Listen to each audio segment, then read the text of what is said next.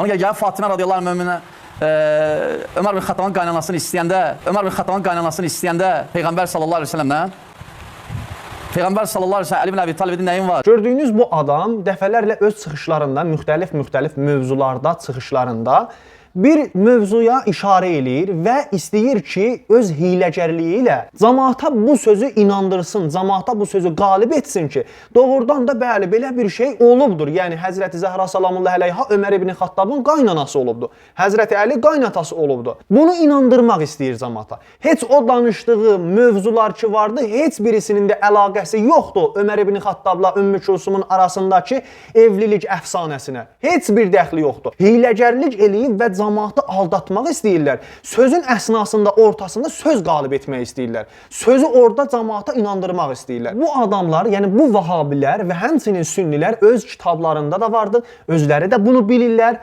Tam bilirlər ki, Ömər ibn Xattab o zaman ki, Həzrət Zəhranın özünə elçi düşmüşdü. Həzrət Peyğəmbərimizdən getdi Həzrət Zəhranı elçilik etməyə, onunla evlənməyə, Həzrət Zəhra ilə evlənməyə. Həzrət Peyğəmbərimiz buyurdu ki, ey Ömər ibn Xattab, Həzrət Zəhra uşaqdır, az yaşı vardı, körpə birisidir. Və Ömər ibn Xattabı rədd elədi, getdi. Və başqa dəlilləri də vardı hələ. Həzrət Zəhra salamullah əleyhanı niyə Ömərə vermədi? Çoxlu dəlilləri vardı. Bir dəlili də Həzrət Zəhranın uşaq olduğuydu. İndi bu adamlar, bu insanlar gəlib burada deyirlər ki, Ömər ibn Xattab Həzrət Əlinin, Həzrət Zəhranın kürəkəni idi. Onlar bunun qaynanası olublar. Ümmü Kulsumu veriblər Ömər ibn Xattaba. Yəni, siz nəzərdə alın. Həzrət Zəhraya ki, elçi düşmüşdü bu Ömər ibn Xattab, Həzrət Zəhra ilə uşaq idi, körpə yaşlarındaydı.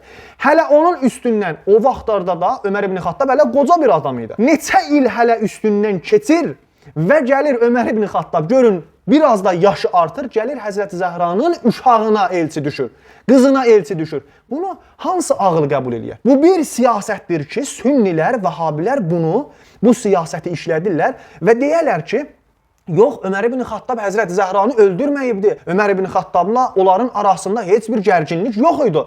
Bu cür siyasətdə sünnilər işlədirlər, vəhabilər işlədirlər. Kim bunu qəbul edə bilər ki, körpə qızı bir yaşlıq, 60 yaşında adama versinlər? Kim bunu qəbul edə bilər? Mən sünnilərdən bütün sünnilərə, bütün vahabilərə deyirəm, hansı biriniz razısınız ki, 3 yaşlı, 4 yaşlı, 5 yaşlı qızınızı qoca bir yaşında, dişi başı olmayan bir kişiyə, 60 yaşında kişiyə ona versin, ərə versin ona? Hansınız razısınız? Əgər sünnilər bu işə razıdırlarsa, əgər sünnilər bu işə razılıq verirlərsə, öz uşaqlarını, körpələrini qoca kişiyə verməyə razıdırsa, onda o zaman bizim sözümüz yoxdur. Onda Həzrət Əli əleyhissalamla Ömər ibn Xattabın qaynatası olsun.